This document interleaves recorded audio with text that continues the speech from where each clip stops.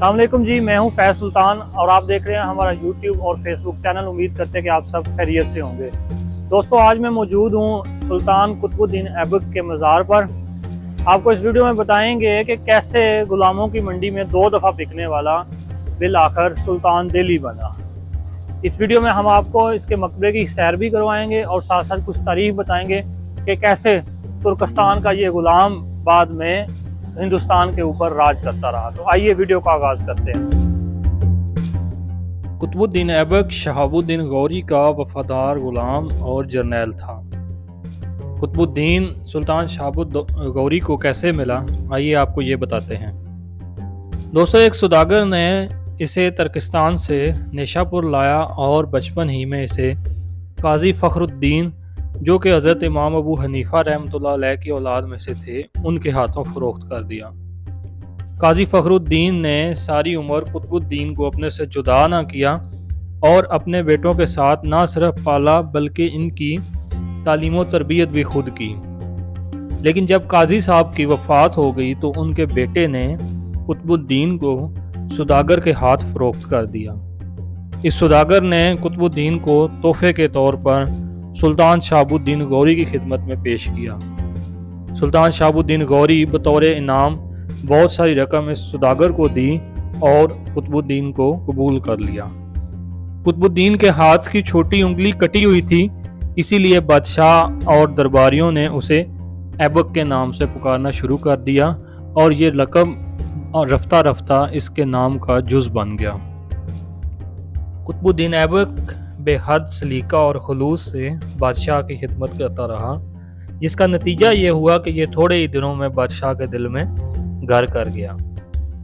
دوستو، ایک رات شہاب الدین غوری نے دربار میں ایک جشن کی مجلس منعقد کی، جو کہ بادشاہ کے خاص قریب اور محبوب درباریوں کے لیے تھی۔ اس مجلس میں بادشاہ نے اپنے درباریوں میں بہت سارے انعامات تقسیم کیے۔ سب سے زیادہ اور قیمتی انعام قطب الدین ایبک کے حصے میں آئے۔ جب جشن ختم ہوا تو جو کچھ قطب الدین ایبک نے بادشاہ شہاب الدین غوری سے پایا تھا، وہ سارے انعامات غریبوں اور خدمت گزاروں میں تقسیم کر دیے۔ بادشاہ کو جب اس کی سخاوت کی خبر پہنچی تو وہ بے حد اس سے خوش ہوا اور اس کے مقام اور مرتبے میں اضافہ کر دیا۔ دوستو، اس وقت قطب الدین ایبک شہاب الدین غوری کے امیروں اور سپہ سالاروں میں شمار ہونے لگا۔ شہاب الدین غوری کے ساتھ مل کر اور اس کے ماتحت بہت سارے علاقوں کی فتوحات کی، اور ایک دن ایسا آیا کہ یہ غلام ایک بہت بڑے جرنیل اور سپہ سالار کی شکل میں ابھرا، اور سب سے بڑی چیز اس کی سلطان شہاب الدین غوری کے ساتھ وفاداری تھی۔ دوستو، پھر وہ دن آیا جب یہ ترک غلام دہلی کے تخت پر راج کرنے لگا۔ 1206 میں سلطان شہاب الدین غوری کو دریائے جہلم کے کنارے دمشق کے مقام پر شہید کر دیا گیا۔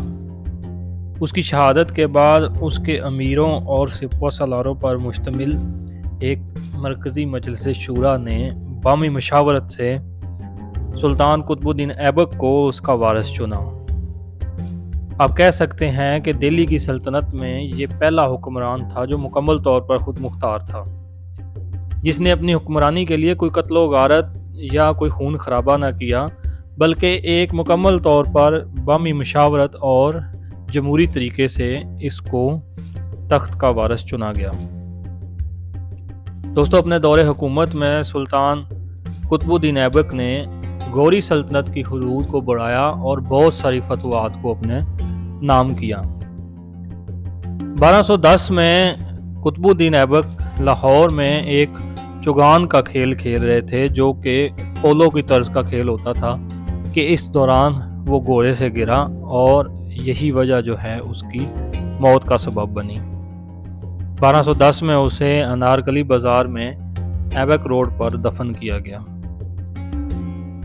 دوستو، انارکلی ایبک روڈ نہ جانے روزانہ کتنے لوگوں کا یہاں سے گزر ہوتا ہے، لیکن بہت کم لوگوں کو پتہ ہے کہ یہاں پر کتنا بڑا سپہ سالار دفن ہے۔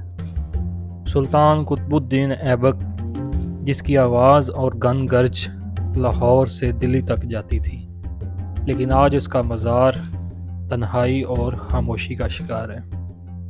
امید کرتے ہیں کہ آپ کو یہ ہماری ویڈیو پسند آئی ہوگی۔ دعاؤں میں یاد رکھیے گا۔ اللہ حافظ۔